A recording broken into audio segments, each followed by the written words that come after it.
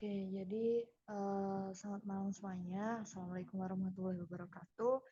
Jadi di sini kita lanjut mengenai materi buku besar pembantu, buku besar umum, sama itu apa?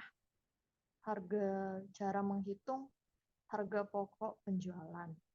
Nah, kalau untuk kartu persediaan tadi udah di kemarin ya tadi kelas tadi dan kemarin juga udah dibahas mengenai kartu persediaan. Nanti minggu depan masuk ke jurnal penyesuaian.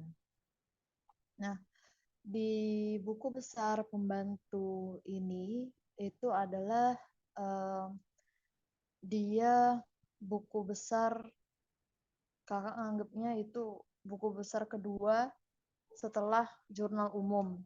Jadi kalau kita di buku besar umum itu kita mencatat semua yang transaksi yang dari jurnal umum kemudian diposting, kemudian baik dia dari jurnal khusus dia diposting ke buku besar.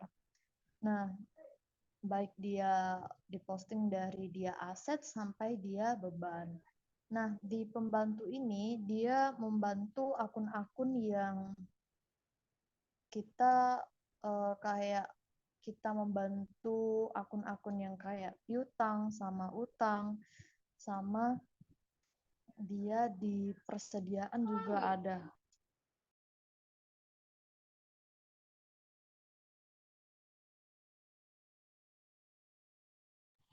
Nah, di buku besar pembantu itu ada buku besar utang sama piutang. Nah, di buku besar pembantu sama pembantu piutang sama utang ini dia merinci merinci transaksi yang ada di buku besar umum. Jadi buku besar umum itu kita rinci lagi di buku besar pembantu.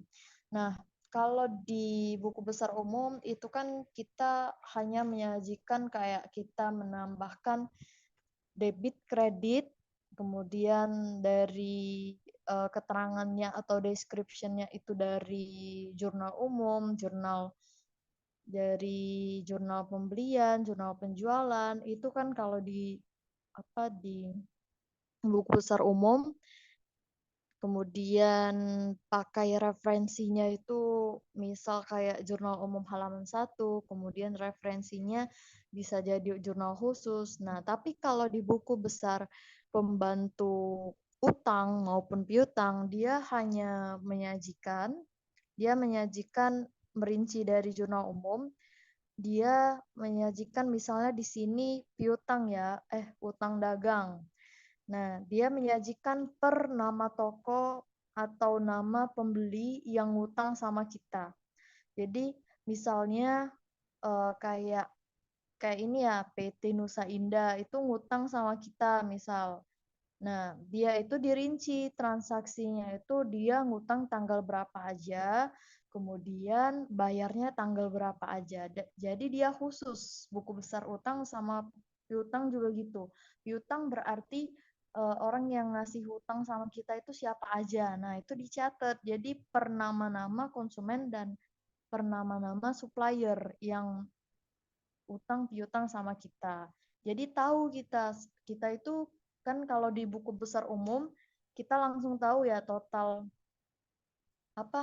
utang sama piutangnya itu kita langsung tahu totalnya berapa. Totalnya misalnya 20 juta.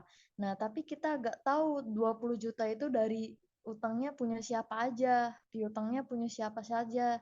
Nah, makanya dia dirinci lagi ke buku besar piutang, buku besar pembantu piutang maupun utang supaya tahu kita.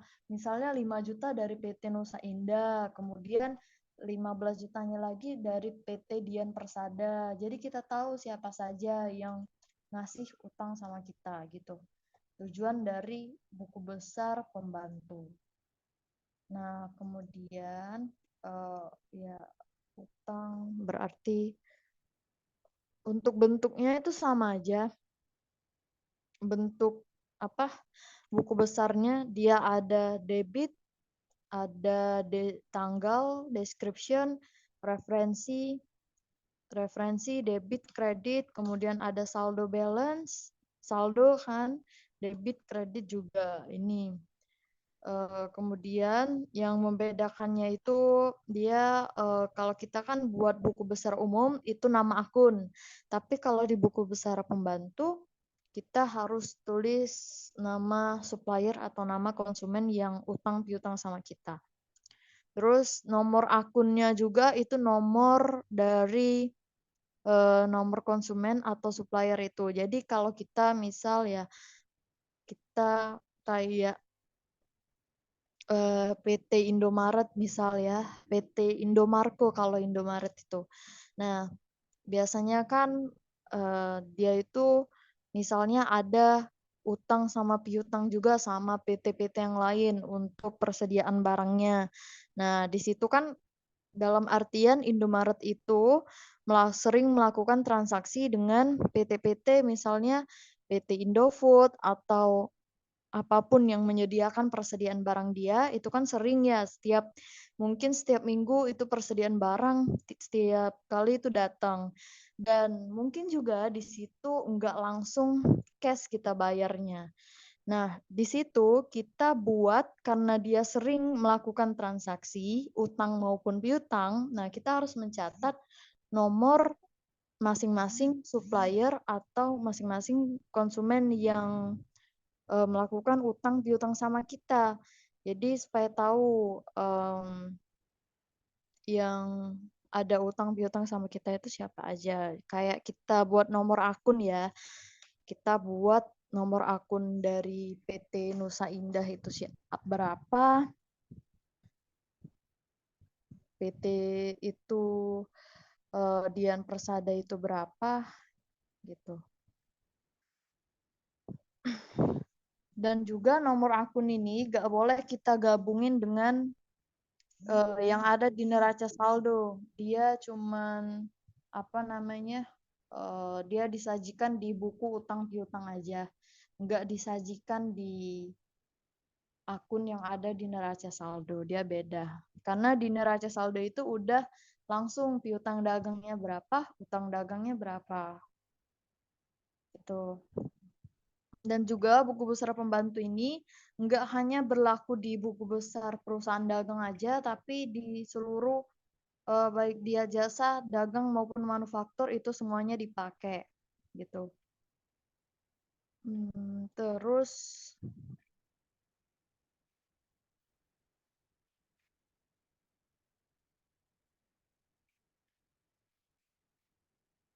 ada yang mau ditanyain?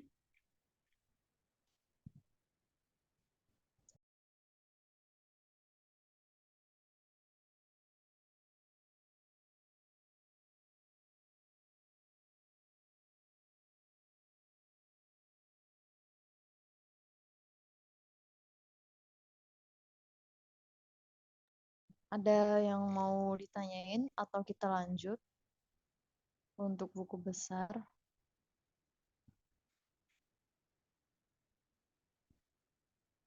Nah, kayak gini. Nah, di sini ada contoh kasus buku besar. Jadi di sini ada PT QBC. Tulis aja seperti biasa kita harus selalu membuat judul. Di copy pula.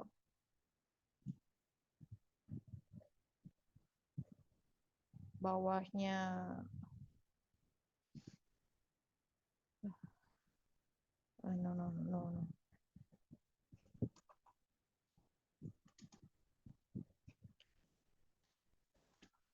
Account payable subsidiary ini artinya buku besar pembantu utang dagang.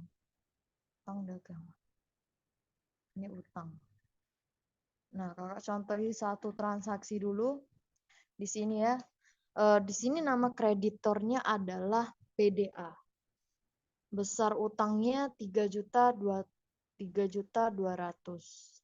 Kemudian transaksi pembelian kredit di bulan Juli, PDA ini Ada ini 1 Juli, di sini kan detail utang yang diajukan pada pihak kreditur 1 Juli. Artinya saldo awal dari utang dari PDA ini adalah 3.200.000.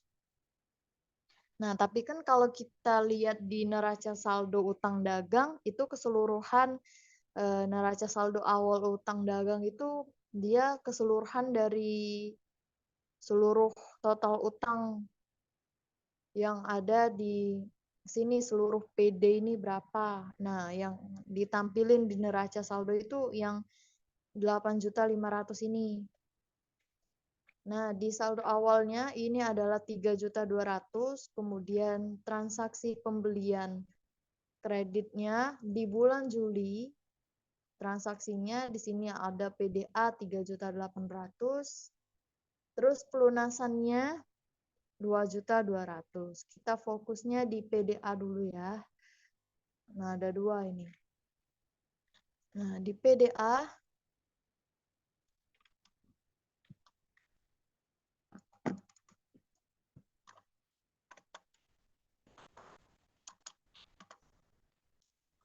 bentuknya kayak gini ya, tapi kalau kalian dalam bahasa Indonesia buat aja di sini nama supplier.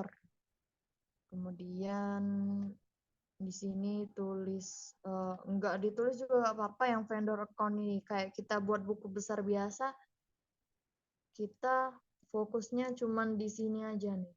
Nah, yang ini enggak ditulis kalau kita buat jurnal biasa kan. Nah, jadi kita buatnya yang ini aja juga nggak apa-apa. Terus description-nya saldo awal, referensi.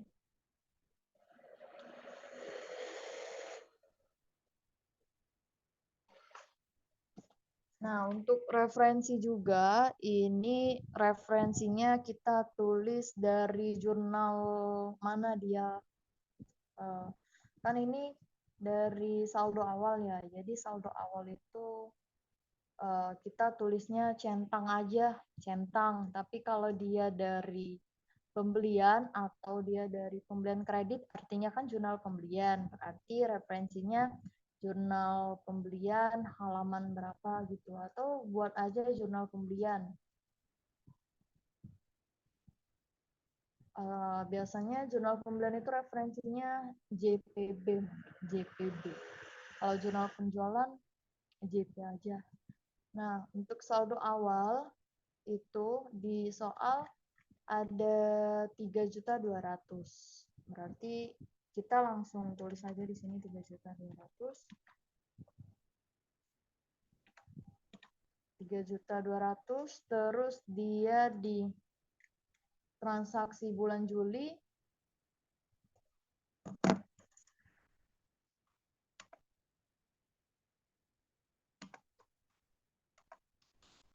Juli 2000.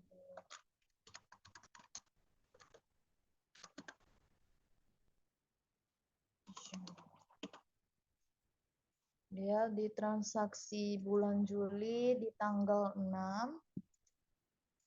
Di tanggal 6 dia melakukan, ya pasti di sini kan pembelian ya, pembelian kredit, ya pasti dari jurnal pembelian. Jurnal pembelian. Referensinya itu JPB. Kemudian salah, ini utang ya, kredit. Kalau di utang kredit, salah. Kakak ngiranya piutang. Di utang itu kredit. Nah, di sini transaksi pembelian kredit di tanggal 6 Juli itu 3.800.000. Berarti utangnya bertambah. Utang bertambah di kredit 3.800.000. Nah, ini bukan ini kan buku besar nih. Buku besar ini jangan kalian buat setelah setelah jurnal udah selesai baru kita buat buku besar umum, baru kita buat buku besar pembantu. Itu jangan. Itu Menurut kakak, ya boleh aja, tapi sangat merepotkan bagi kalian karena mau bolak-balik kertas itu kan susah. Nah, kalau mau buat jurnal pembantu, itu kalian harus berbarengan dengan kalau kita membuat jurnal. Ya, membuat jurnal. Misal di sini kan pembelian kredit nih, berarti kita buatnya di jurnal pembelian. Habis itu kita buat di kartu persediaan, ya, karena dia bertambah persediaan barang dagangnya. Habis itu baru kita buat di jurnal baru kita buat di buku besar pembantu utang dagang. Jadi kalau kita ada transaksi utang dagang yang baru, pembelian barang dagang, kita buatnya itu pertama dari jurnal pembelian, kedua dari kartu persediaan yang dijelasin tadi, kartu persediaan, kemudian baru kita buatnya di buku besar utang dagang. Itu supaya nggak merepotkan buat kalian bolak-balik gitu. Nah, kalau udah kayak biasa ditambahin aja 7 juta. Terus contohin satu aja. Terus di sini pelunasan PDA itu di tanggal wait. Sebentar, ini kan di tanggal 4 Juli nih, 4 Juli. Terus di sini transaksinya tanggal 6 Juli. Kita boleh sih sebenarnya enggak menumpuk enggak berurutan. Tapi harus kalau ditransaksikan harus secara berurutan ya. Per tanggalnya itu berapa? Dari tanggal 1, dari tanggal 4. Tapi kalau kita buat buku besar, acak-acakan itu hasilnya itu tetap sama. Tapi karena mau rapi, kita harus buatnya berurutan. Jadi yang di tanggal 6 ini kita kebawahin dulu. Ini taruh di tanggal 4. Di tanggal 4 itu pelunasan. Kalau pelunasan berarti jurnal pengeluaran kas ya. Pengeluaran kas. Jurnal pengeluaran kas. Jurnal keluar jika. Terserah sih untuk referensinya itu terserah. Itu pelunasannya di tanggal 4 Juli 2.200.000. Berarti buatnya kita harus berurutan ya. Jangan kayak tadi 2.200.000 di debit. Accounting 2.200.000. 2.200.000. Nah, 2.200.000 berarti kita harus ngurangin dulu. Di sini kurangin 3.200.000 kurangin dengan 2.200.000 baru yang ini kita tambahin. Yang ini kita tambahin udah. Habis itu kalau udah di sini ada lagi PDA di tanggal 27 dia melunasi 1 juta. 27 dia melunasi 1 juta di sama aja jurnal pengeluaran kas JK ini jurnal keluar 1 juta. 1 jutanya itu di debit. Nah, kita kurangi di sini 3.800.000. Kayak gitu aja buatnya, kayak kita buat buat buku besar biasa. Bedanya dia per nama supplier sama nama customer kita aja. Oke, ada yang mau ditanyain? Untuk piutang juga kayak gitu ya, bedanya dia piutang aja.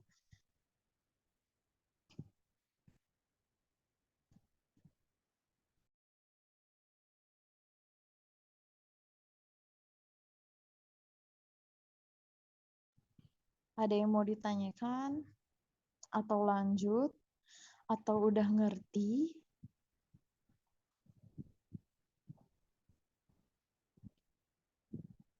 Udah paham?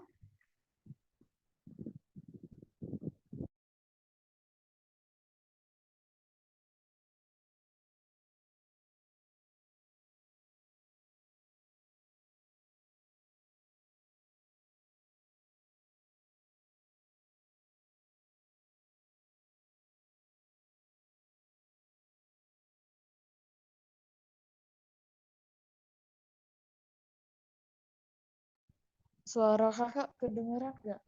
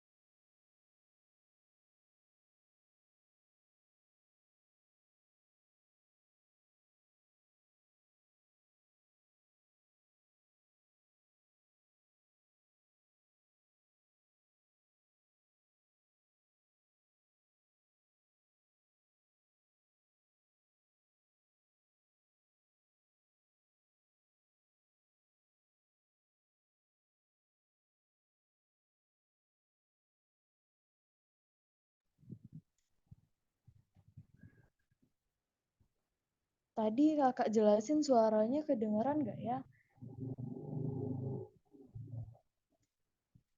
Takutnya nggak masuk.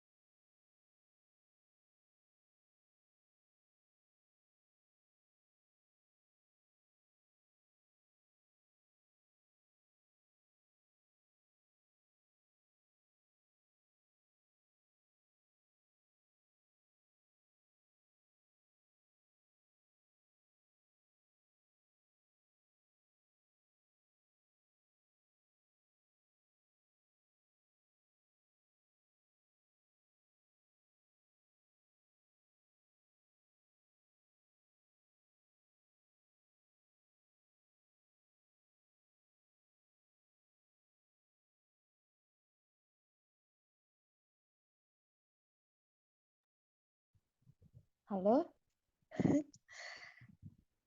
Ada nggak ya orangnya?